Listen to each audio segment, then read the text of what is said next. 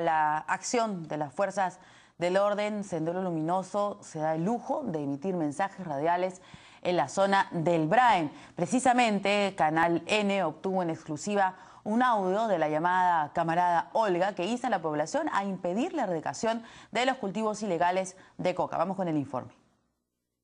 El pueblo peruano y las masas populares en el Braem en absoluto no necesitan la presencia de las Fuerzas Armadas y Fuerzas Policiales. Esta voz que desafía a las fuerzas del orden en la zona del Braem pertenecería a la llamada camarada Olga, la mujer con más poder en Sendero Luminoso. De acuerdo a información obtenida en exclusiva por Canal N, diariamente a las 6 de la tarde, los pobladores de la selva de Junín y Ayacucho escuchan estos mensajes de radio con los que Olga Tarcela Loya Vilches buscaría detener la inminente erradicación de los cultivos ilegales de hoja de coca en el valle de los ríos Apurímac, N y Mantaro. Lo único cierto y duradero es que deben saber defender sus tierras, sus cultivos y sus aguas, organizándose militarmente, con armas en la mano. La llamada camarada Olga emitiría estos mensajes desde un campamento móvil para evitar ser descubierta. Ella también es la encargada de separar a los pioneritos de sus madres para que sean adoctrinados y es conocida por ser despiadada. Tenemos entonces la tarea de combatir, desenmascarar el papel antipopular de ENACO y simultáneamente sabotear su infraestructura, vehículos y aniquilar a sus vendepatrias. En estos audios obtenidos en exclusiva por Canal N, también se escucha la voz de una segunda mujer, quien sería la pareja sentimental del terrorista conocido como camarada Alipio. Ambas estarían en un campamento formado solo por mujeres que por el momento han logrado escapar al asedio de las fuerzas del orden. Lourdes Paucar, Canal N. 11:16, vamos a ahondar en este tema y de repente tratar de entender qué es lo que está ocurriendo en el Braem con Rubén Vargas, que es experto precisamente en estos temas. ¿Cómo está, señor Vargas? Buenos días. Verónica, muy buenos días. Como siempre, un placer estar contigo. ¿Cómo está? Bueno, ¿qué le ha parecido este audio? Me imagino que no de mucha sorpresa, porque seguramente es algo que ocurre o no ahí en el Braem. No, en absoluto, no es ninguna sorpresa. De hecho, que este tipo de mensajes se viene repitiendo desde hace 5 o 6 años atrás. Y recién está llegando a conocimiento de la opinión pública en Lima. Estos mensajes, se difunden a través de un sistema de radios que existe en toda la cuenca del río N, del río Apurímac e inclusive del río Mantaro. Son estaciones de radio con equipos llamados hechizos, pero que son bastante eficientes porque llegan a los centros poblados, a los caseríos de colonos y nativos ashánincas, donde no hay otro discurso, no hay otro mensaje más que el que utiliza el grupo terrorista y el narcotráfico. De modo que esto no es ninguna novedad, pero por supuesto es preocupante y la novedad es que ahora se refieren a las acciones de erradicación de hoja de coca que tiene el gobierno programado en el Braem. Y este mensaje que estamos escuchando en la radio es también un poco concordante, va en la misma línea de un panfleto, de un documento terrorista que se distribuyó también en el Braem hace 2 o 3 semanas atrás, donde hacen un recuento de hechos y recuerdan el inicio de la lucha armada del 17 de mayo de 1980 en Ayacucho, y también allí mencionan de que están alistándose, de que están preparándose para enfrentar la amenaza de la erradicación de la hoja de coca. Entonces, lo que tenemos, Verónica, es que en el Braem las cosas empiezan a polarizarse.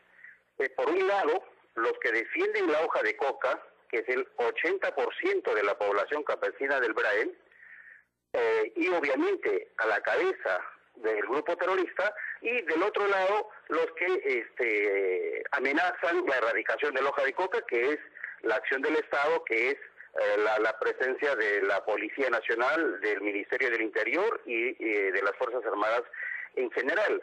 Y esta polarización definitivamente es un escenario absolutamente conveniente para el grupo terrorista, porque se convierten automáticamente en los defensores de los campesinos, claro, en los defensores de los pobres, en los defensores de la coca sagrada, de la coca milenaria y de todo ese discurso que el narcotráfico utiliza para disfrazar el negocio ilícito. Claro, y además continúa, ¿no es cierto?, el mensaje de que no son comprendidos o que el Estado para ellos no existe, ¿no es cierto?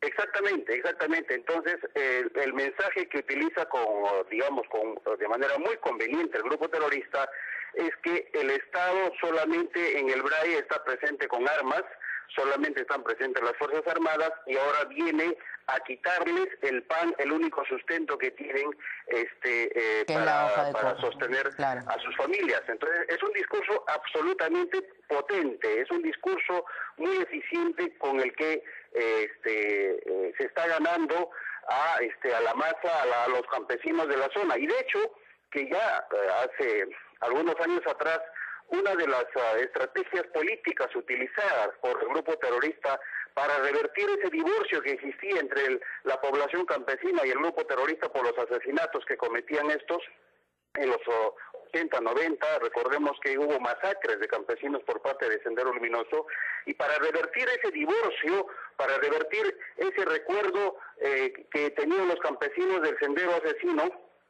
han utilizado con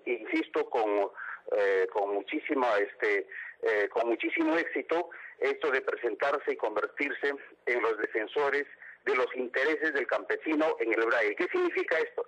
Que si el campesino produce coca, Sendero Luminoso se convierte en los defensores de esa hoja de coca. Si el campesino produce pasta básica de cocaína, también se convierte en los defensores de esa pasta básica de cocaína.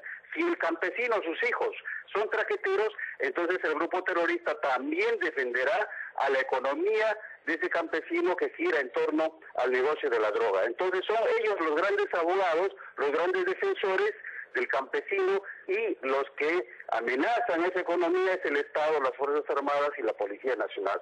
Entonces ahí hay una distorsión tremenda de las cosas y es muy peligroso que se entre a esa zona en la actual situación. Claro, pero ¿y qué hace el Estado? ¿Qué está haciendo? Porque estos mensajes radiales nos dicen que es desde hace 5 años, ¿no es cierto? Y entonces, ¿dónde está ahí la inteligencia? ¿Qué trabajo está realizando? Bueno, uno de los grandes problemas de la presencia de las fuerzas del orden en la zona es que, como hemos visto, primero han tenido una escasísima inteligencia y como consecuencia de ello es que se observan de manera casi cotidiana las emboscadas y las acciones terroristas contra las Fuerzas Armadas, contra la Policía Nacional, que ahora desde el inicio de las operaciones militares ya superan largamente a los 100 muertos. Y otra de los grandes problemas, creo, es que nunca se han interesado por una estrategia comunicacional en el BRAE. Ese tipo de mensajes que estamos escuchando a esta terrorista en la radio, obviamente con mensajes de cultura de paz, de valores democráticos y de tratar de rescatar, de recuperar a esa población sometida por el discurso terrorista, se tendría que realizar desde el Estado, desde las fuerzas del orden, pero eso simplemente no existe. Entonces, se están concentrados básicamente en acciones operativas, en instalar bases contrasubversivas que son absolutamente ineficientes, paquidérmicas, para enfrentar a un enemigo que utiliza, como siempre he dicho, guerra no convencional en un escenario tomado por la coca ilegal y el narcotráfico. Muy bien. Muchas gracias, Rubén Vargas, por toda la información. Buenos días. Era un especialista en narcotráfico y terrorismo y, bueno, dándonos luces de lo que está ocurriendo, lamentablemente, en el BRAE. Tenemos que ir ahora